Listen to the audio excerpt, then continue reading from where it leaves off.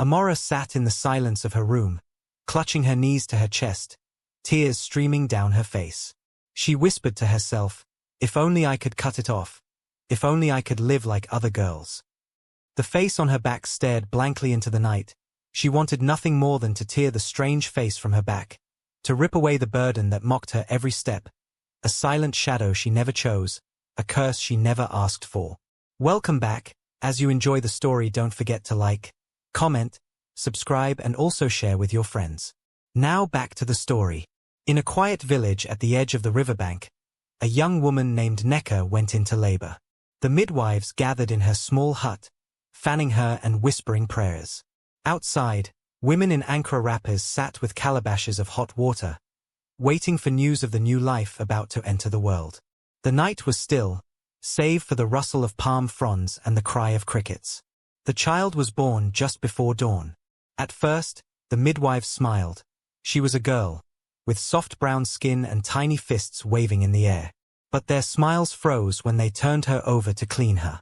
There, on her small back, was another face. It was not a wound, not a scar, not a swelling. A real face. The lips trembled faintly, the eyes blinked once, and the midwives dropped the baby in shock. One of the women wailed, "This is not a child. This is a sign from the spirits."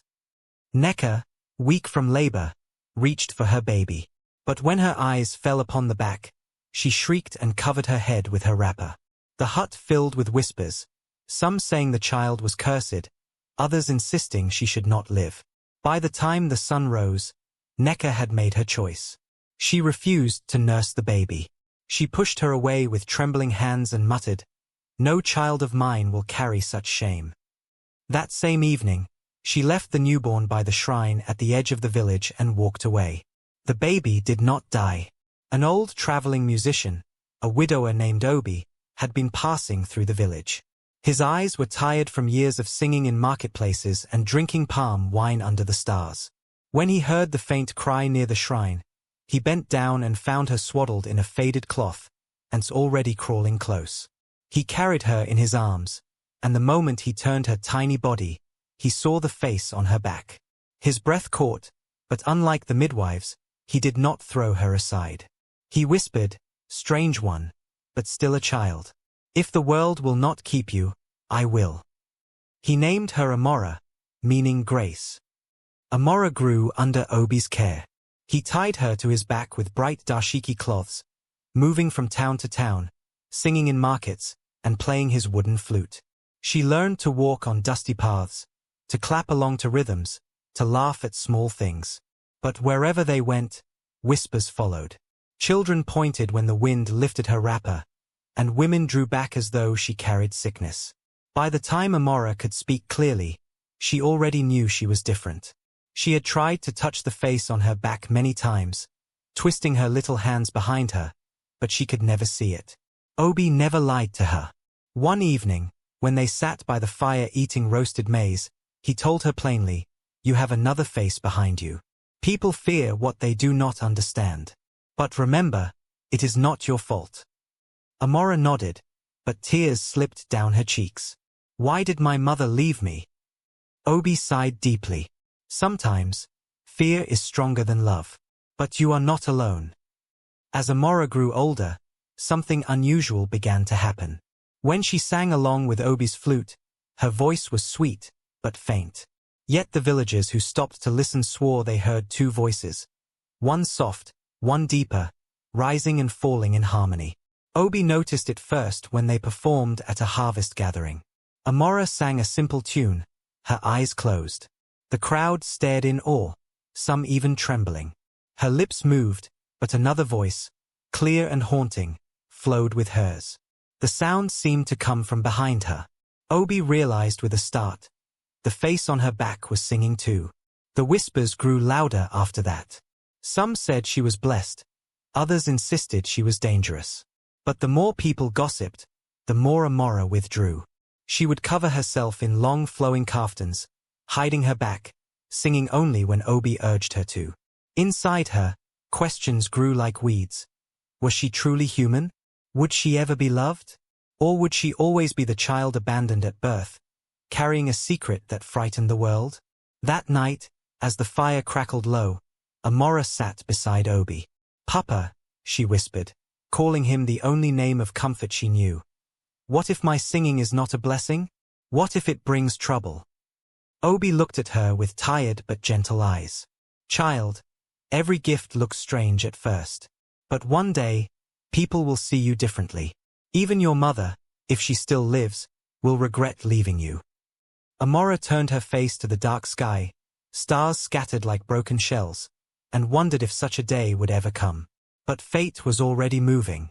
The voice on her back would not remain hidden forever. As the years passed, Omalicha's voice grew stronger.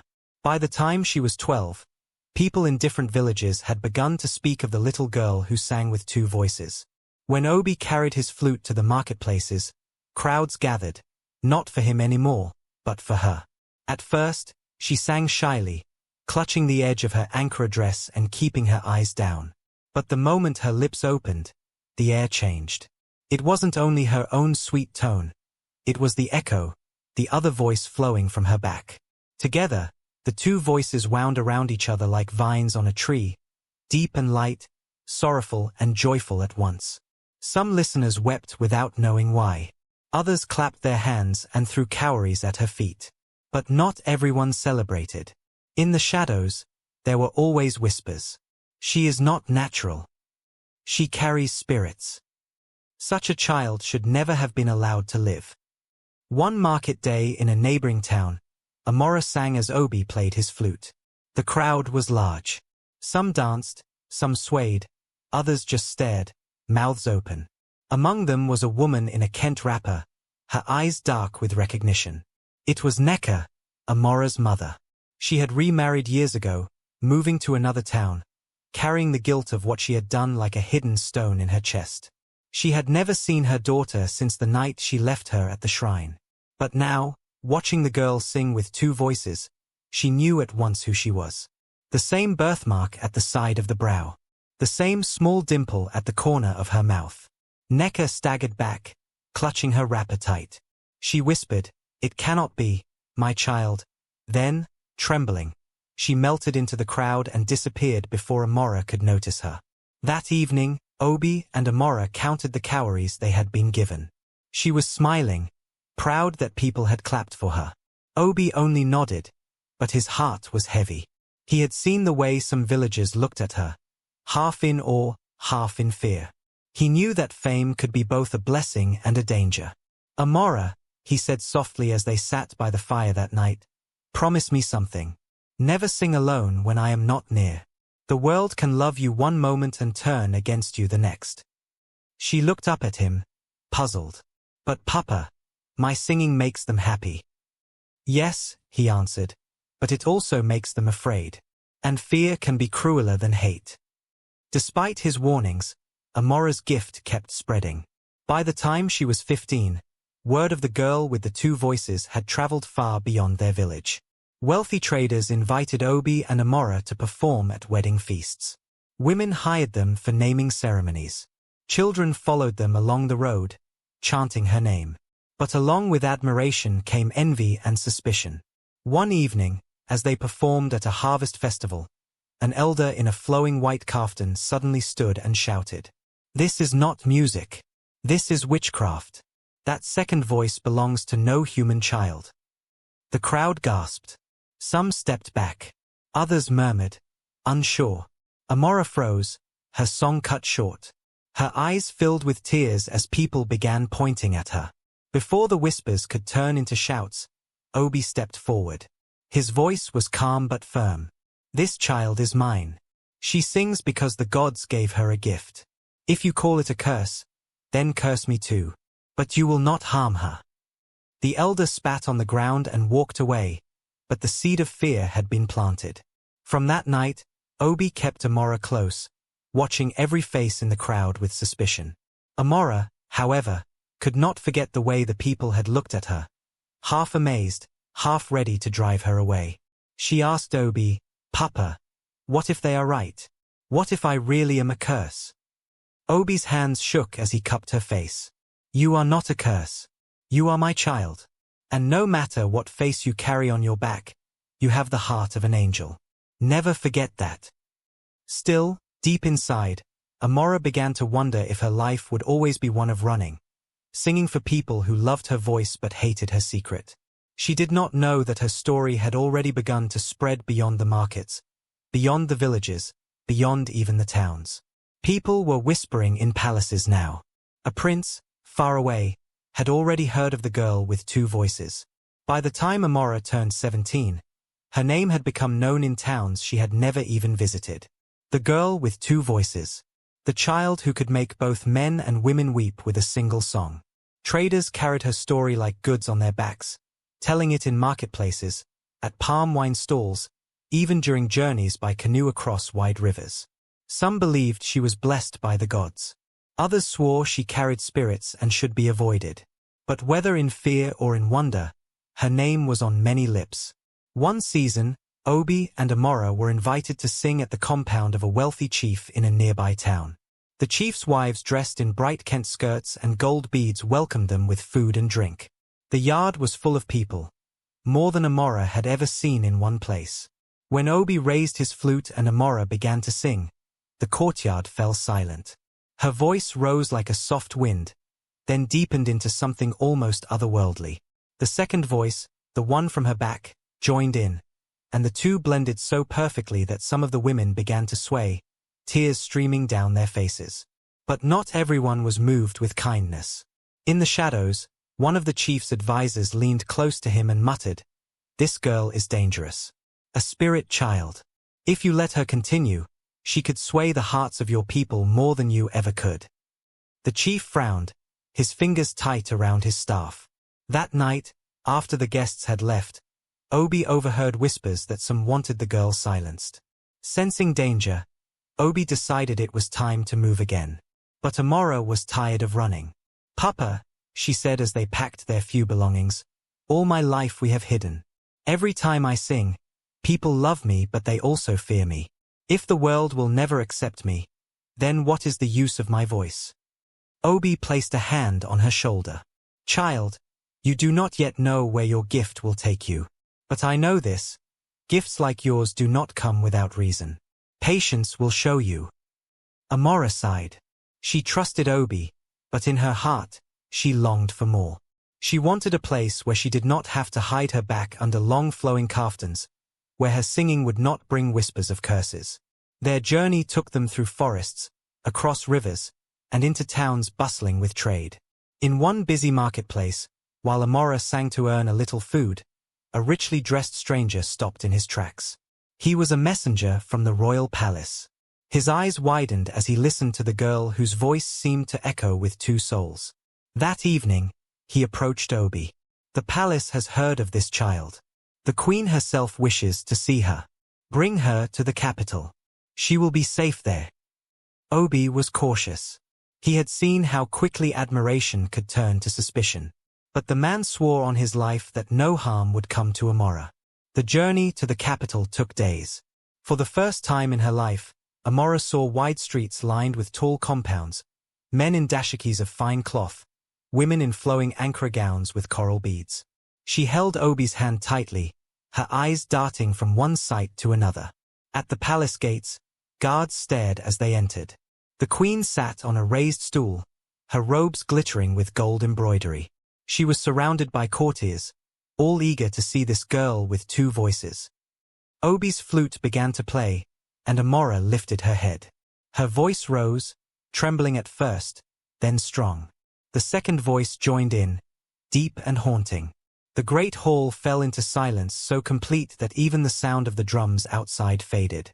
When the song ended, the queen was wiping tears from her eyes. "This is no curse," she said firmly. "This is a gift to be treasured." The courtiers clapped, though not all of them were pleased. In the crowd, a few whispered with narrowed eyes. That night, Amora lay awake on the mat they had been given. She thought of her mother, the woman who had abandoned her. She thought of the crowds who both adored and feared her. And she wondered about her future. She did not yet know that someone else in the palace had also been listening. A young man who had remained quiet in the shadows while she sang. A prince who could not forget the sound of her two voices. Life in the palace was unlike anything Omalicha had ever known. The walls were high and painted with bright colors.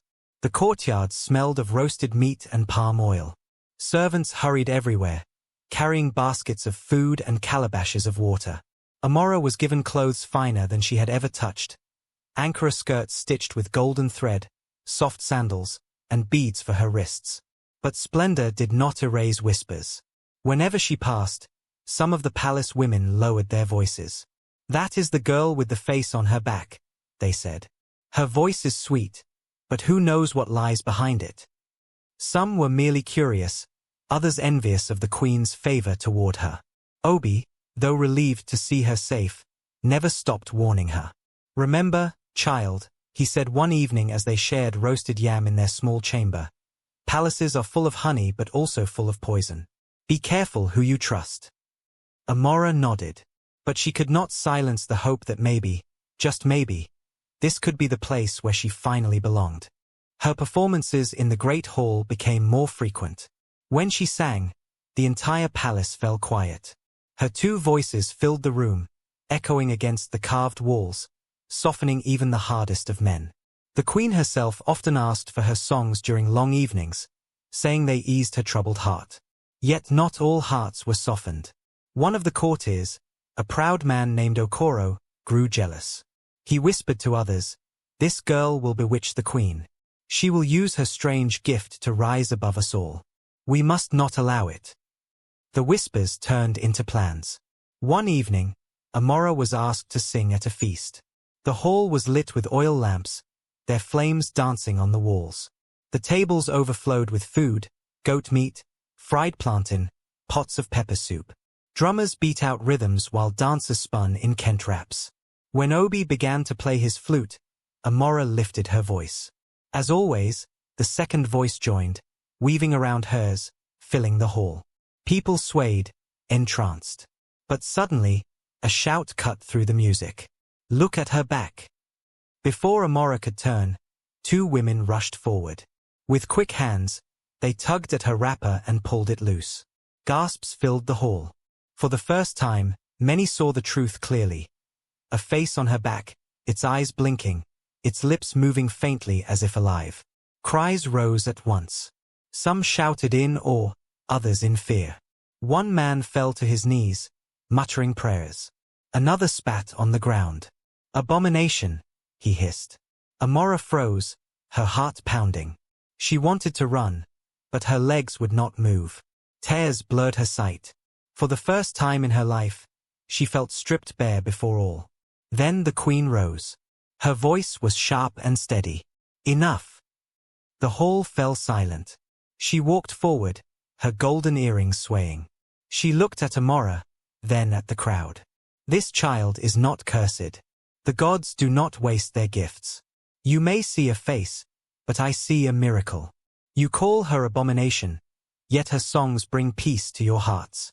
Do you not see your own foolishness?" Shame washed over many of them. Slowly, they bowed their heads.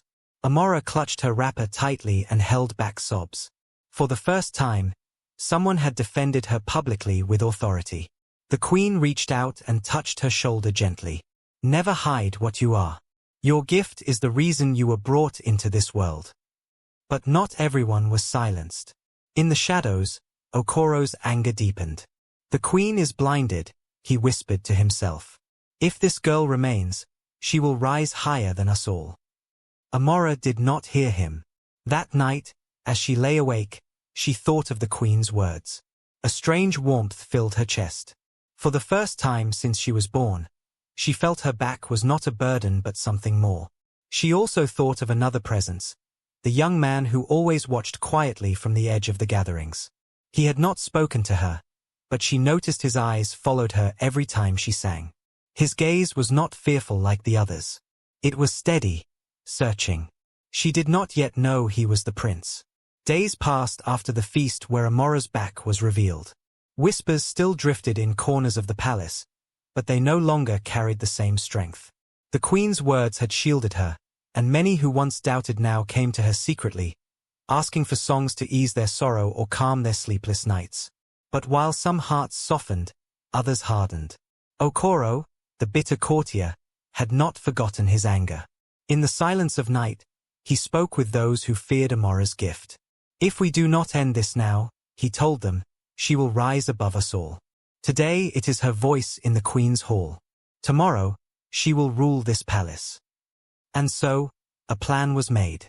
One evening, as Obi and Amora returned from singing for the Queen, they were ambushed in the courtyard. A group of men surrounded them, holding clubs and torches. "This is your end, spirit child," one hissed. Obi stepped in front of her, his arms wide. "You will not touch her while I live." But there were too many. They pushed him aside, raising their weapons. Amora's heart pounded. Her knees shook. For the first time, she wished she had never been born with the face on her back. Then something happened. As fear consumed her, the face on her back opened its mouth, not to sing, but to scream. A sound like no other filled the courtyard. Deep, haunting, sharp enough to make the men drop their clubs and cover their ears. The ground itself seemed to tremble. The Queen's guards rushed in, spears raised. The attackers scattered, but not before the Queen herself appeared, her voice booming. "Who dares raise a hand against the girl under my protection?" Okoro was seized that night. By morning, he had been banished from the palace. The danger had passed, but Amora could not stop trembling. Obi held her close, whispering, "You see, child? Even the face on your back protects you. Never again doubt that you were meant to live." And for the first time, Amora believed him. In the days that followed, someone new began to step into her life. The young man who had always watched quietly finally approached her. His voice was calm, his eyes kind. "I am Chike," he said. "The Queen is my mother. I have listened to your songs since you first arrived." Amora lowered her eyes, shy. "And what do you think of me?" she asked softly. He smiled. "I think your voice carries the pain of the world, yet also its beauty. I think the face on your back is not a curse but a gift that makes you unlike anyone else. And I think, I would like to know you more." Her cheeks grew warm. No one had ever spoken to her that way, not with fear, not with pity, but with admiration. Weeks turned into months. Chike and Amora spent time walking the palace gardens, talking by the river, sharing laughter under the shade of tall trees. She sang, and he listened, never flinching when the second voice rose. Slowly, gently, trust blossomed between them. When the Queen saw this, she called Amora to her side. "My son is a prince, but his heart is his own. If he chooses you, it will not be for your voice alone. It will be because he sees you as you are." Tears filled Amora's eyes. For the first time since she was abandoned as a baby, she felt fully seen, fully loved. The day of their union came with drums, dancing, and celebration. Women wore bright Ankara gowns, men in dashikis pounded the drums, children scattered flowers along the palace path. Amora walked in, her back uncovered for the first time, the second face calm as if at peace. Chike took her hand before the crowd. "Today, I marry the woman whose voice shook my soul. Not in spite of who she is, but because of it." Cheers rose, filling the palace. In the years that followed, Amora's songs carried beyond the palace walls. Travelers spoke of a queen whose voice held two melodies, one human, one divine. And whenever mothers held newborn children, they remembered her story and whispered, "Every child is a gift, no matter how they arrive." Thanks for watching. Please like, share, subscribe and turn on your notification for more. See you soon.